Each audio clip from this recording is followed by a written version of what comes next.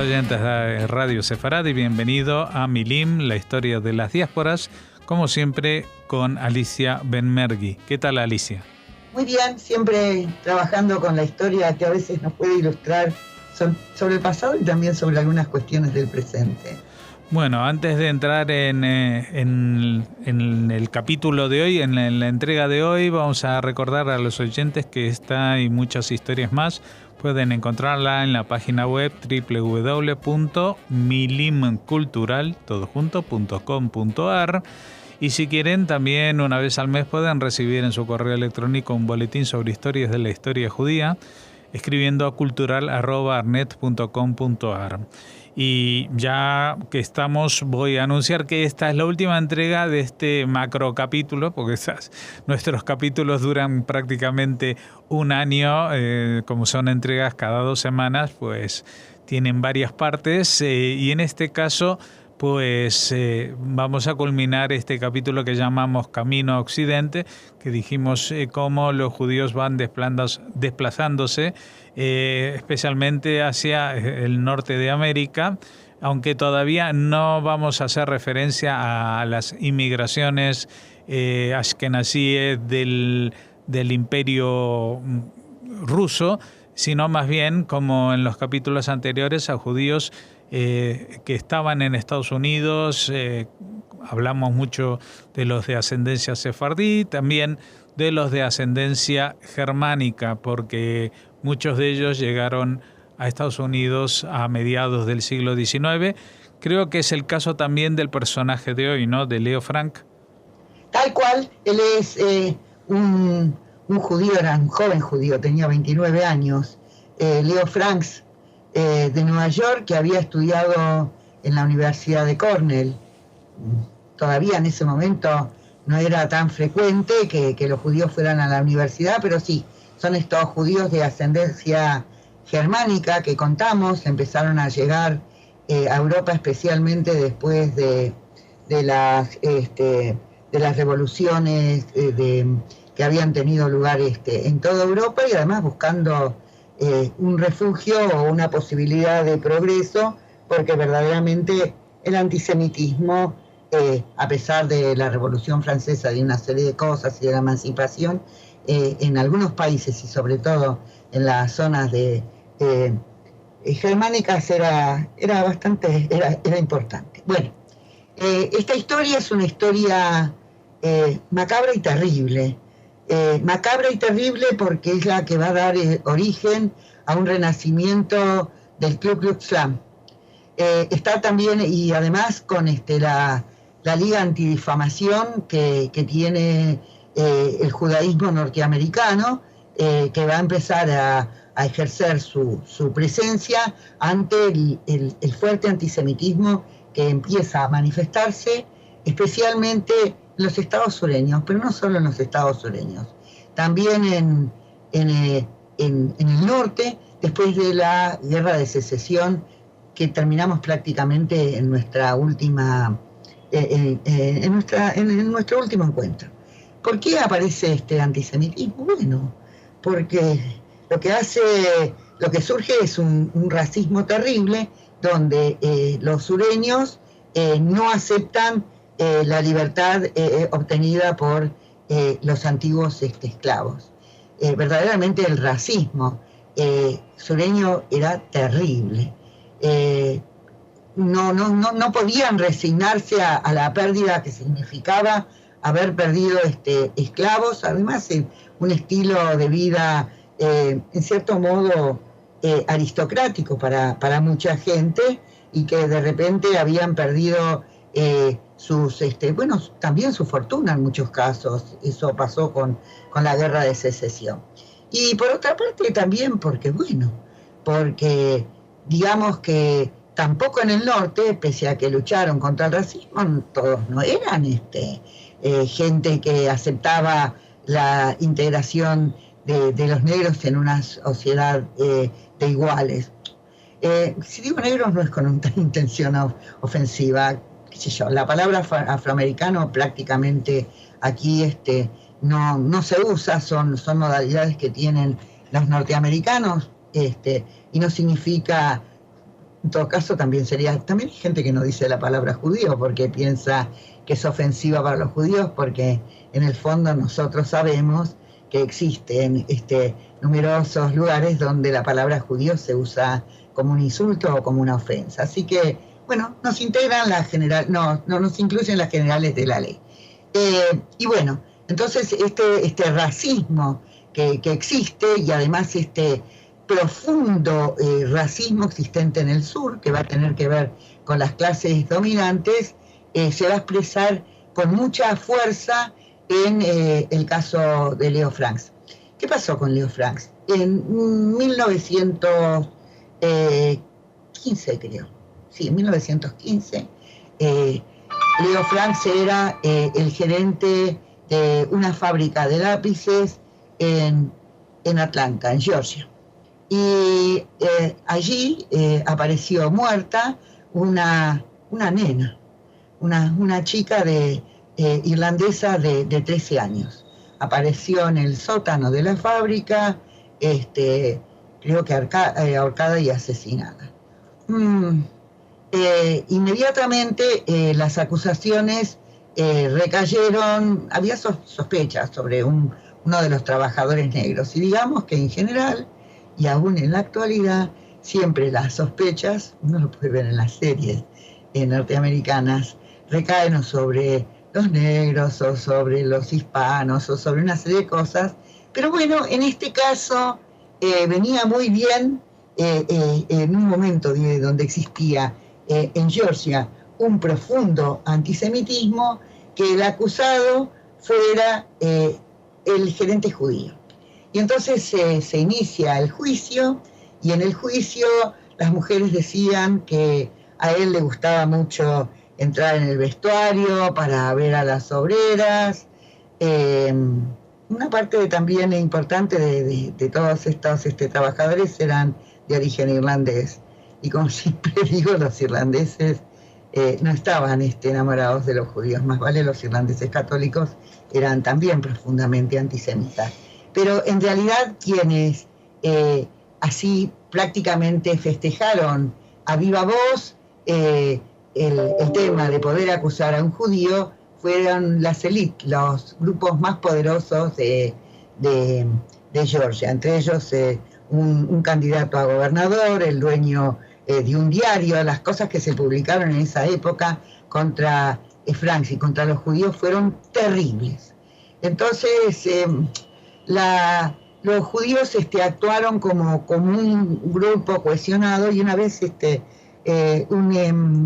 un judío que en este momento no recuerdo su nombre dijo que en realidad hicieron mal en actuar de esta manera, porque no pudieron, esa no fue la mejor defensa que se pudo hacer de Franks. Franks era un muchacho que había estudiado en Cornell, un hombre ilustrado, de buena educación, de una buena familia, una persona, una buena persona, entre otras cosas. Y entonces finalmente consiguen sus enemigos, y toda la fuerza que hace toda la presión, incluso la fiscal, incluso el negro sospechado, prácticamente dijo que este gerente, Franks, lo había obligado a esconder, a envolver y dejarla ahí en el sótano a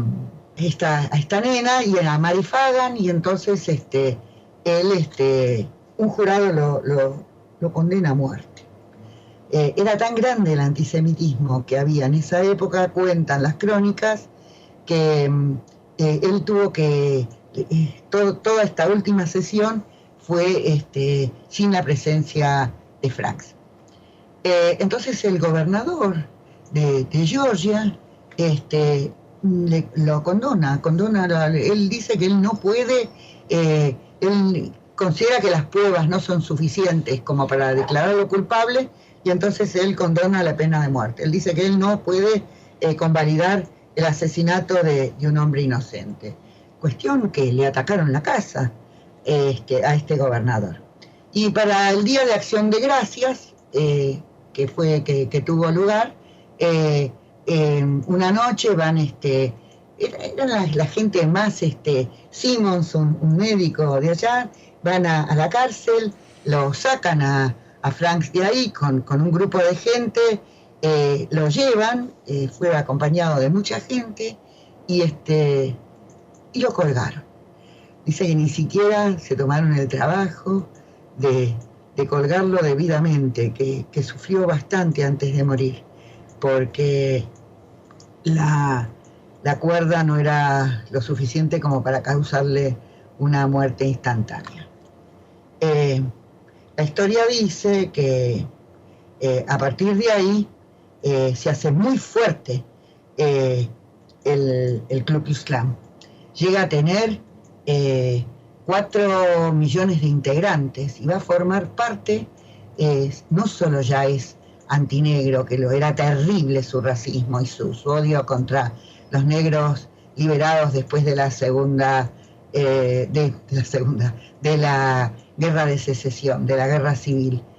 Va a ser contra los comunistas, contra los judíos, contra una xenofobia terrible. Y prácticamente lo que dice uno de los textos que se escribieron, está todo este activismo racista, se va a imbricar y va a permear en la sociedad norteamericana a lo largo de todos estos años. Prácticamente dice que todos los que formaron parte de ese grupo de asesinos, porque fue un grupo de asesinos, prosperaron, les fue muy bien en la vida. Uno de ellos llegó a ser gobernador, fueron muy prósperos y prácticamente, pasados los años, se demostró que, me olvidé el nombre está en el texto, así que aquellos que tengan ganas leerán el texto. Se confirmó que este hombre, que el negro había sido verdaderamente, el barrendero negro había sido verdaderamente el asesino de Mary, que había ya cometido otras tropelías y parece ser que otros asesinatos, y esto confirmaron su culpabilidad. Así que, pobre Franks, en 1986 fue declarado inocente, de poco le sirvió, pero bueno. Y aquí también, y entonces en el año 2000 fue publicada la lista de los nombres que habían participado en este linchamiento, y todos ellos pertenecían a la élite, a la clase más destacada, a los sectores más destacados de la sociedad de Alabama. Esto implica todo el racismo, nos habla de un racismo y de algo que estaba aceptado, los caballeros que defendían a sus mujeres de estos asesinos que maltrataban y de lo que eran capaces de hacer. A partir de ahí, la Liga de Antidifamación va a trabajar contra el antisemitismo que era fuerte e importante en Estados Unidos, que ha resurgido en la actualidad. La vez pasada estaba leyendo un artículo que salió en un diario, no sé si en el Washington Post, contando cómo en la actualidad todavía los del Ku Klux Klan, los que son los integrantes de los grupos de supremacía blanca, siguen reafirmando la culpabilidad de Leo Franks, siguen haciéndose tentación del mismo antisemitismo, y basta ver las cosas que están sucediendo últimamente como para reafirmar que, bueno, que este racismo, que este antisemitismo, que esta xenofobia es un componente importante de la sociedad norteamericana. Pero fue un drama terrible, y fue el primer caso de un linchamiento de un judío por antisemitismo, y lo mismo los resultados del juicio. Así que eso es lo que quería contar, porque posteriormente van a pasar muchas cosas en la sociedad norteamericana. Va a pasar la Primera Guerra Mundial. ¿Qué es lo que van a hacer los judíos con respecto a qué posición van a tomar? Y sobre todo en la Segunda Guerra Mundial, como muchos periódicos importantes, porque por ejemplo el New York Times había participado, la mayor parte de la comunidad judía norteamericana había participado defendiendo denodadamente a Leo Franks y todo esto, y bueno, y ellos consideraron que esta defensa tan cerrada de la comunidad había sido un error, y a partir de ahí van a tomar actitudes para distanciarse y para ser considerados buenos ciudadanos norteamericanos, donde el tema del judaísmo no obturara esa cosa donde lo más importante es ser un buen ciudadano norteamericano y no un judío que se ocupa de hacer defensas corporativas. Bueno, yo creo que la historia del judaísmo norteamericano es una de las más nutridas. También diría lo mismo yo estaba pensando en la historia de los judíos ingleses. Pero lo que quería decir es que, bueno, que evidentemente para los judíos el tema del antisemitismo es una cuestión que permanece y es una lucha que nunca termina. Bueno, nosotros vamos a seguir el recorrido de los judíos y su diáspora por otros lugares que nosotros les adeudamos, y vamos a continuar con esta historia que todavía continúa. Pues muchas gracias. Recordamos a los oyentes, la página web es www.milimcultural.com.ar y para el boletín electrónico cultural@arnet.com.ar. Hasta entonces, hasta dentro de 2 semanas. Bueno, hasta dentro de 2 semanas.